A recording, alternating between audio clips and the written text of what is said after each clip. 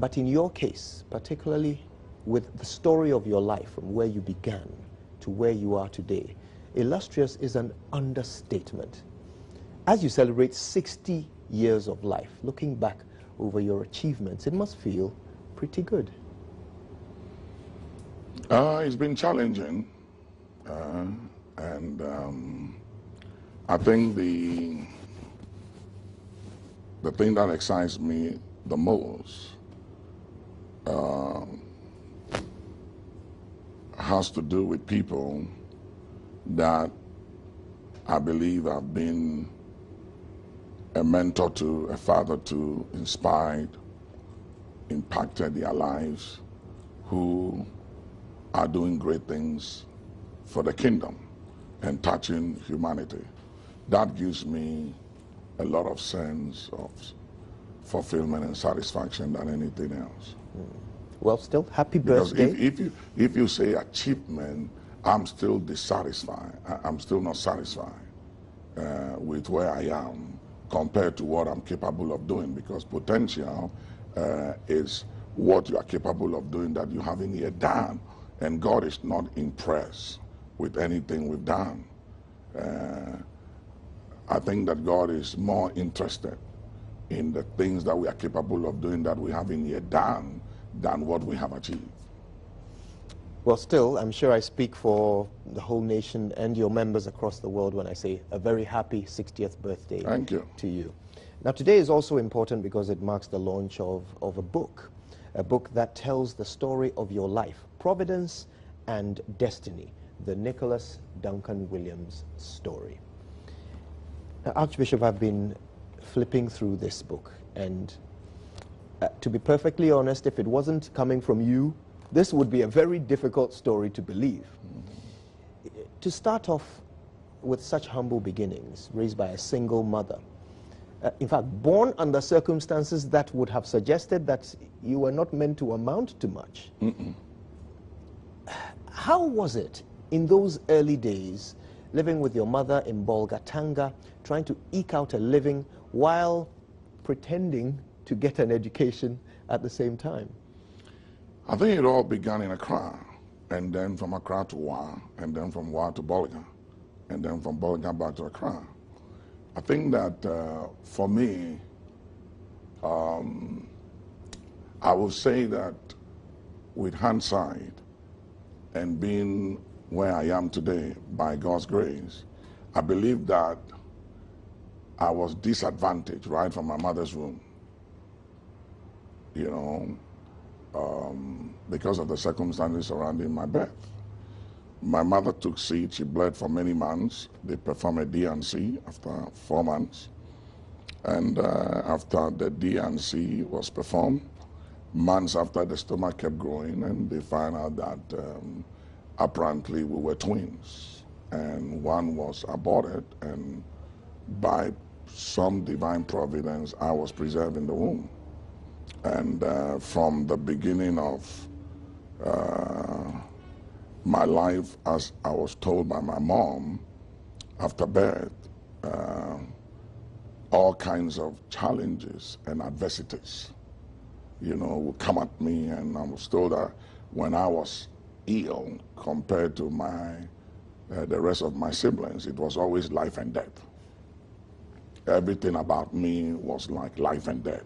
I mean, it was like, hey, when I had temperature, when I had malaria, whatever it was, you know, it always was a complication, you know. So now I can appreciate and understand that some evil force, knowing and understanding that evil is never satisfied till it destroys good, and the target of evil is good, that there was something good about me.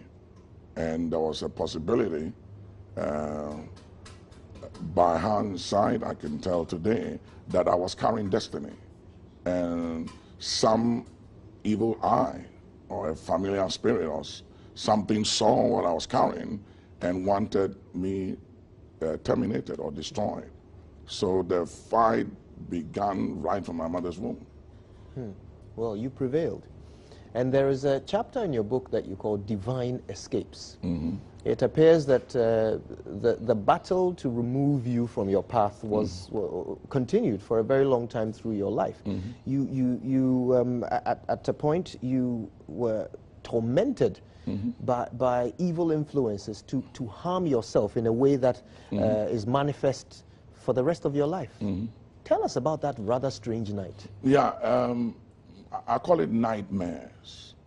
This the doctors refer to as hallucination. But it was more of a buffeting spirit, as the Bible referred to it. Paul said that a messenger of Satan was assigned to buffet me because of the abundance of revelation I carried. And I believe that I was in a similar situation where a messenger of Satan was assigned to buffet me, and was strong on my case. The issue of this began after I had visited certain shrines and gone to some places seeking for help. And I remember I went to this particular place, and the guy came out and said that, what do you want? And I said, I came for help. And he said, where you come from? Where you from? And I said, Accra. And he shook his head, and then he did some things, He tried to manifest, and then he said, I can't help you. And then I said, what do you mean? He said, I can't help you. And he said, young man, as for you, the only one who can help you is the man up there, referring to God. But he didn't say God. He said, the man up there. And then he said, you go. So he sent me back.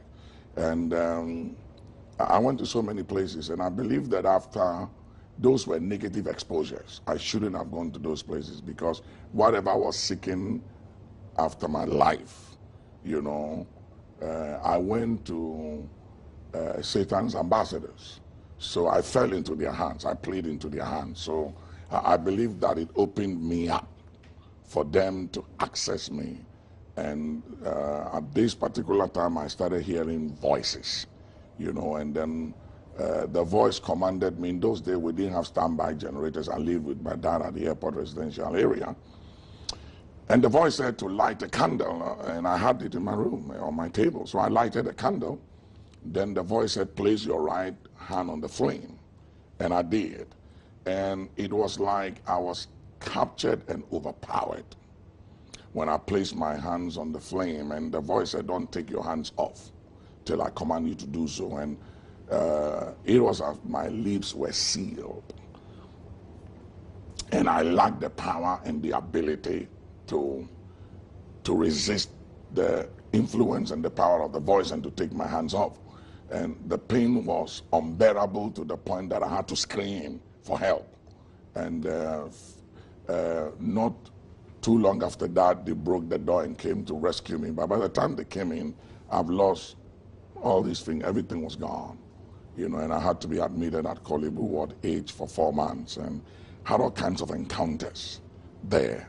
It was there I had an encounter and got saved and got born again and started seeking and searching and asking questions. And then I came to the revelation that I was born for this purpose, We will talk about that purpose a little more in a moment, but I want to take you back to a very defining moment which has led you to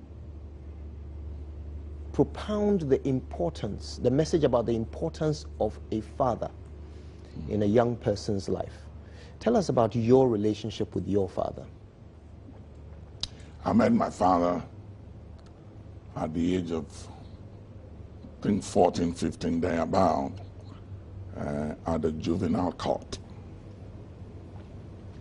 My mother,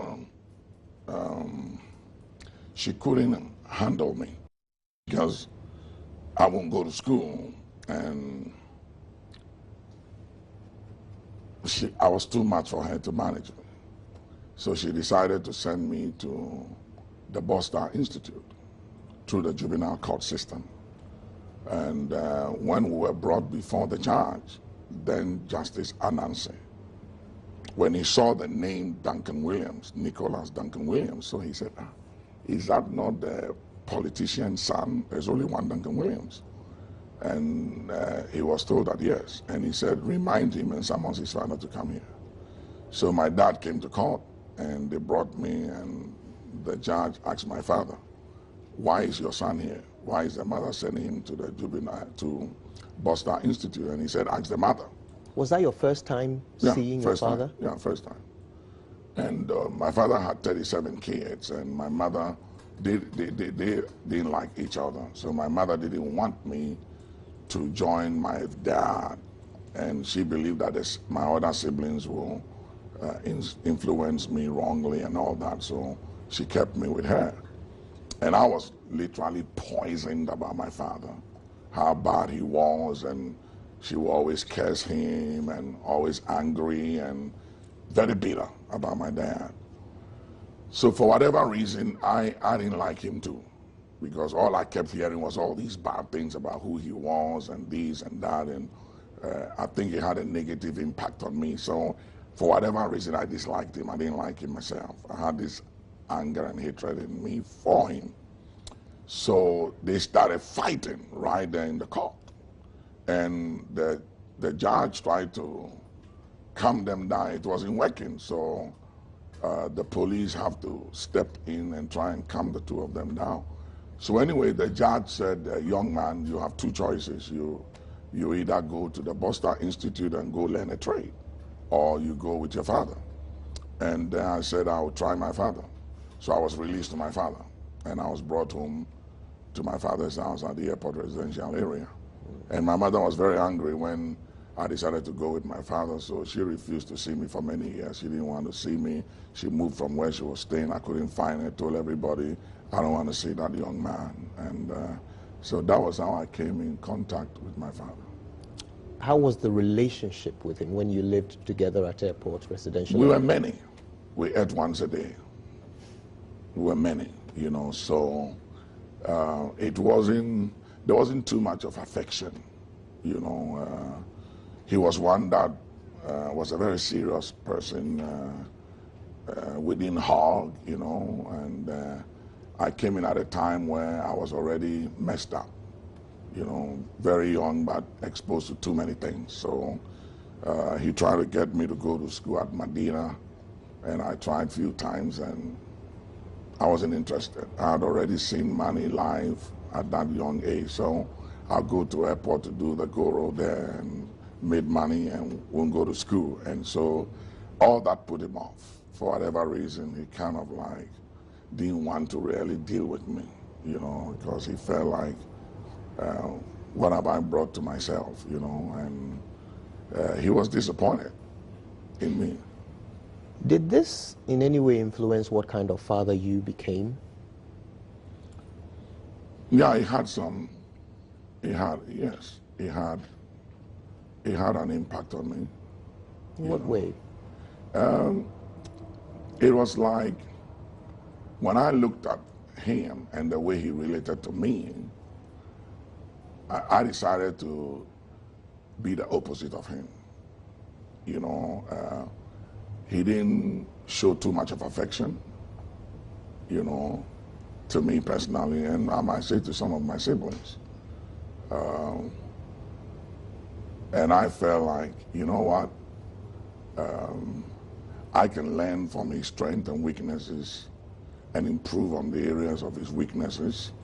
And I like his strength. He was a very strong man and very powerful in his own way. He was very spiritual. And I liked that. But there were certain areas I felt that maybe if he had taken time to care a little bit than he did, and didn't just allow me to do what I wanted to do or give up on me, maybe I would have avoided some of the dangers and the things I went through. So that impacted my life, and I felt like I needed to care more and be there more for my kids, and not just give up so easily, you know, on them. You always wanted to be rich, didn't you? No. I don't think I even understood what it meant to be rich. I just wanted to become somebody. There was a driving force in me, you know, that made me believe that I was born to be somebody. I always believed I was somebody, but I didn't know who I was, and I didn't know how to become that somebody. You did seem very enterprising, though, you know, the truck, pushing the truck and insisting on being the best at it. Mm-hmm. And then selling PK for a watchman, Mm-hmm. and then deciding to stow away because you just wanted to make something of yourself. Yeah, the stowaway was a provocation from my father. I went to see him after a couple of years, and I told him I wanted to go to America.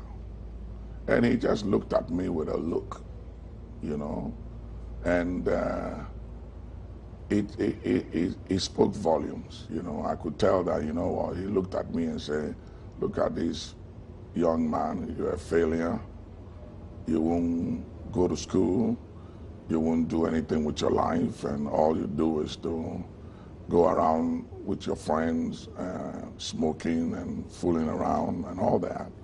And now you want to go to America. And he just said, you know something, just shut the door, get out of here. And when he did that, it provoked something in me. And I said, I'm going to prove this man wrong. And because of my circumstances in those days, with all those young men around the airport area, it was like the best way to make a difference is to go to America or Europe. That was the dream of that time. And I didn't have money. I wasn't qualified at that time to get a visa to travel any place. So I investigated, talked to some friends of mine about this stowaway thing. I've heard about it. So I said, maybe that is the only chance I have. So I had to travel to Kumasi, got a car from Kumasi and went to Abidjan. And I got to Cote d'Ivoire and met some Ghanaians who were also planning to go to stowaway. And so we became friends, we talked about it, and after a couple of months, I attempted the first stowaway from La Cote d'Ivoire to Marseille, next to Paris. You know, so I got into Marseille, and first of all, I had to come out after a few days on hiding in the boat. And when I came out, in those days, they would tell you to jump overboard because you came in yourself and nobody knows you're on board. And normally when the stowaways are brought to the port in Europe, they would charge the ship, you know, and they did take some huge amount of money from them, and then they will have to deport you back, and the ship took responsibility of that. So normally what they did was to ask you to jump off the boat. And we were around the Gibraltar, Morocco waters at that time. And I looked at where we were and I could see light so far away. And I said to myself, there's no way one can jump from here and swim across to the shore. So while the captain was talking, the chief mate walked in and he asked what was my name. And I said, I'm Nicholas. And apparently his son was Nicholas. So he pulled the captain aside and they talked, and then came back, and the captain gave instruction that we should be locked down in the prisons, in the dungeons down there, and kept there. And so when we came to Marseille, we were released with a promise that we will not tell anybody how we got in here. And I worked at the port for a few weeks to make some money, and I got arrested. The police came there, they were asking for papier, your papers, and I didn't have papers. And so they got me back on board, and they took me to Dakar and flew me with Pan American Airways back to Accra. And so you got deported? Yeah, I was deported to Accra by Pan American Airways. So came in, I bought Johnny Walker at the duty free, brought it to my father, and I said, you know, I just arrived from JFK International. You know, and he looked at me and called my siblings and said, "Here we go again. Your brother just came from America. Do you believe that?" You know, so I knew he didn't believe me. You know, so after a few weeks in town, I was running out of money, so I said, "No, I got to get out of here." So I went back to Abidjan, and I did another story, you know, this time to Haifa in Israel. Why Israel? The boat. I just wanted to get out of Africa, you know, and the boat was going to Haifa and to Spain, Barcelona, you know, so I was hoping that normally when you came out and surrendered, they can give you a job, you know, so you become a seaman, they pay you well, took care of you, and that's how a lot of friends and even one of my brothers, but he didn't do stowaway, he got a job. And he ended up in California doing very well. So I had those expectations and dreams. But when we got to Haifa, you know, I went out, broke out of the jail, went to town. I didn't like the place, you know, but I remember I stood on the ground and I said, "God, we have been told about Israel that is the land of promise. And if you are truly the God the Bible says you are, then now that the sole of my feet has tread upon this ground, please do something about my life. I'm tired. That if there's anything you can do to turn my life around, you know, I'll appreciate it." And it was a religious prayer I prayed. You know, I was inspired to say what I said, not believing in what I was saying or prayer or whatever. You know, and then I had to surrender to the captain, so the ship brought me to Takoradi, you know, and I came back to town. Returned again. Back to base. Well, back to your path, because as it turns out, you ended up in Kolebu after that horrible nightmare, and that was the beginning of your purpose. Now, I've got to ask you, Archbishop, what you were doing when you started your ministry was new. There wasn't an example to follow. You were not a man of letters. You hadn't, you know, been educated in the theory of it in any sense whatsoever. This may sound like a simple question, but how did you know what to do? How did you know what you were doing? I think that I was guided by providence. And the Bible says that there is a spirit in man, and the inspiration of the Most High giveth him understanding. And I believe I was inspired by so many things I did. Because before even I began to read the Bible, it's my first book I read. I learned how to read and write and speak through the Bible. And so there were so many things that I was inspired to do, believe. And as I began to read the Bible, I saw a lot of those things in the scriptures, and I said, wow, this thing is powerful. And so for me, it was more of divine inspiration than what I studied in the School of Theology. Because I remember when I went to Bible school, at that time I couldn't read and write. You know, and I used to speak pidgin English. And one of the things the Lord said to me, he said, watch Idahosa, Archbishop Idahosa. He said, watch him. That is your Bible school. He said, study him. You will need the courage he operates in. You will need the audacity and the faith he operates in. You will need that charisma and that anointing. So study the man. And I did. And what you call impartation, you know, I began to feel his anointing coming on me. And I believe that that was the greatest impartation and transformation of my life. So I will answer that to say that for me it has been inspiration, because there are things that I knew to do by inspiration that I didn't even understand what I was doing. It was the outcome of many things I did that brought about understanding. or illumination without me knowing what I was doing. And at the same time, because I didn't have anybody here in Ghana at that time to guide me, Idahosa lived in Nigeria, and I met him like once or twice a year. I made a lot of mistakes. You know, there was a lot of try and error here, you know, making a lot of mistakes because there was nobody to guide, and there was no charismatic church in those days. There were more of the Pentecostal and the established churches, you know, and what God called me to do was different from what anyone else was doing at that time. You know, so I have to learn on the job and learn out of my mistakes. And as you know, in Ghana here, people don't easily forgive. You know, they will hold you to it. You know, so I was tagged by a lot of mistakes.